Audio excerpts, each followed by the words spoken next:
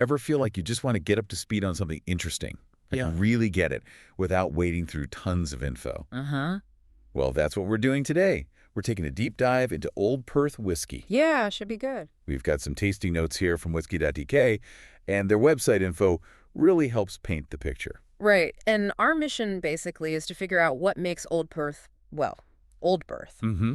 We'll look at its history, how it's made, especially that sherry cask thing and it being a blended malt and, what it actually tastes like. Think of it as your shortcut to understanding this brand. Exactly. Okay, so first thing that jumped out at me from those tasting notes, there was this mention of how people used to see blended whiskey. Ah, yeah. Even used a pretty strong term, slave whiskey, sort of implying it's, rough, maybe inferior. Right, that old prejudice. But then the reviewer was genuinely, surprised by the quality of the Old Perth Manzanilla and the double sherry wood they tried. And that's fascinating, isn't it? Because it shows what Old Perth is aiming for. Yeah. They're kind of taking that old bias head on. The fact that someone who knows that, let's say, rougher end of things was impressed, well, it suggests they're doing something carefully. It makes you wonder what's different. Definitely. Quality blending. Which brings us nicely to the history bit. The sources, both Whisky.dk and stuff about Old Perth itself, they really stress how important Perth was historically. The blending capital of the world, they called it. Exactly. It was the place for making great blended malts back in the day. Uh-huh. And the name Old Perth itself, it started as a blend way back in 1908. It was meant as a tribute to the city's whiskey reputation. Yeah, and if you look at the bigger picture, it's like they're reviving something that was lost. Right. Because Perth's importance faded, production moved.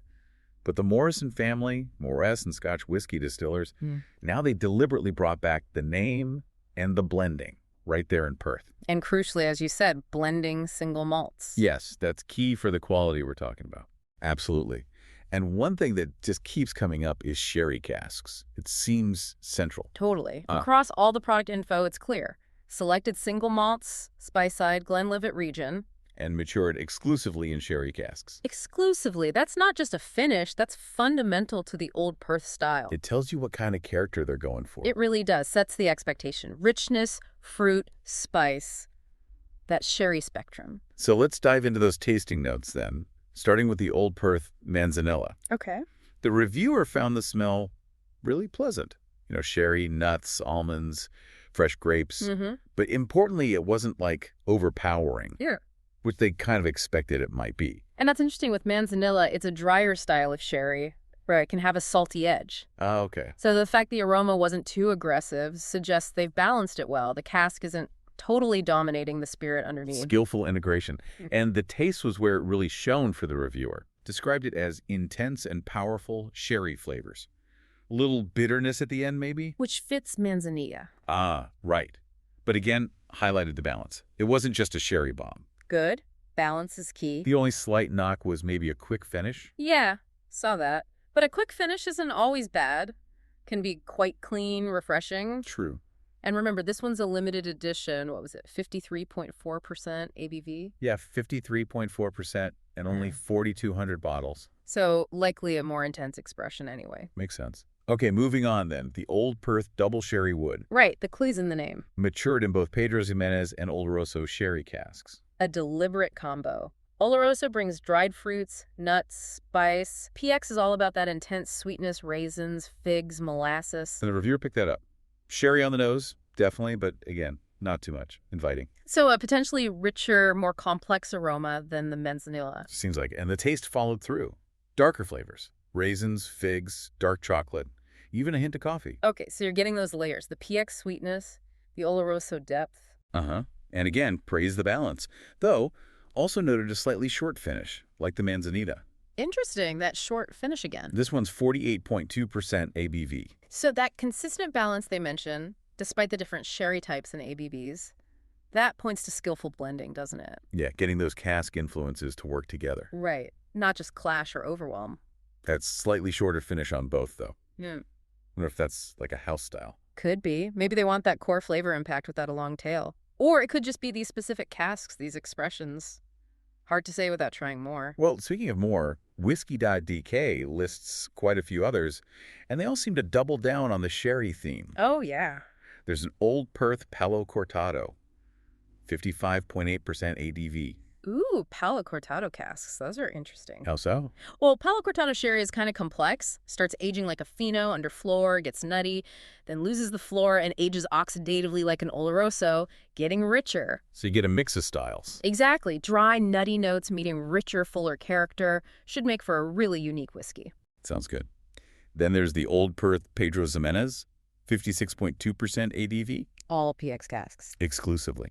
They even call it blended whiskey of the old school, saying it has a high proportion of sherry wood, like those original 1908 blends. Right, really leaning into that rich, sweet, fruity PX profile. Raisins, figs, intense stuff connects right back to that history. Though we see a 12-year-old, more standard, 46% ABV. Okay. Still sherry matured. Notes mention sherry-soaked fruits, spiced orange marmalade. Sounds maybe a bit more rounded with the age. Yeah, 12 years in sherrywood should bring more integration, maybe some oak complexity alongside the fruit. Sounds lovely. And for those who like it strong, Old Perth cask strength, 58.6% ABV. Wow. Sherry matured, unfiltered, uncolored, ginger and cinnamon notes mentioned. So full power. You get the blend and the sherry cask intensity. The spice notes suggest the underlying malts have some backbone too. And then there's the original Old Perth, also 46%. They call it the epitome of Speyside and sherry casks. High praise. Notes mention sophisticated sweet, sherry, spice, dried fruit, cloves, honey. Sounds like a classic profile. Sort of the core expression, perhaps, showcasing that signature style. Seems like it. And then some really special ones. The vintage collection. Ah, older stuff. Yeah, a 1994 bottled at 28 years old and a 1996 cask strength at 25 years old. Okay, now we're talking serious age. Both sherry matured limited editions. Shows what these blended malts can do with long aging in good sherry wood. Absolutely. That demonstrates real confidence in the quality of their spirit and their casks, holding on to it that long. And we should probably mention the people behind it again, the Morrison family. Right. Not exactly newcomers. We used to own Bowmore, run Aberargie Distillery now. There's real whiskey heritage there. Definitely adds weight. Generations of experience in distilling, maturing, blending. So their focus on reviving Old Perth with this sherry-led blended malt approach feels very deliberate, very informed. You get that sense. Yeah. Deep understanding of the craft. Okay, so just to circle back on something really important. The term blended malt Scotch whiskey. Yes. Crucial distinction. Old Perth is always described this way. And for anyone still thinking of that old slave whiskey idea, a blended malt is different from a standard blended Scotch, right? Absolutely critical difference. A standard blended Scotch can mix single malt and single grain whiskeys. Okay. But a blended malt, like Old Perth, is only a blend of different single malt whiskeys. No grain whiskey involved. So you're still getting 100% malted barley spirit just from different distilleries combined. Precisely. You get the complexity and quality of malt whiskey, but blended together to create a specific intended profile. Old Perth's success really shows how good blended malts can be. Okay, so wrapping this up then. Old Perth, revived name, strong historical link to Perth's blending past. And this really clear, dedicated focus on sherry cask maturation for their blended malts. Right. We saw that across the range, from the Manzanella right up to those old vintage releases, lots of different sherry expressions. And that positive surprise from the reviewer we started with, it kind of shows how Old Perth is maybe pushing back against those old negative ideas about blends. Definitely challenging perceptions. Which leaves you with a thought, doesn't it? How much does that history, that specific production choice, like only using sherry casks, only blending single malts, how much does that really shape the taste and how we think about a whiskey? Good question. Old Perth seems to argue that if you focus on quality components and have a clear vision, blended malts can be seriously complex, really rewarding, maybe even change your mind about what you thought you knew. And with all those different Old Perth expressions out there. Each giving a different twist on that sherry theme. Well, there's plenty to explore if you're curious.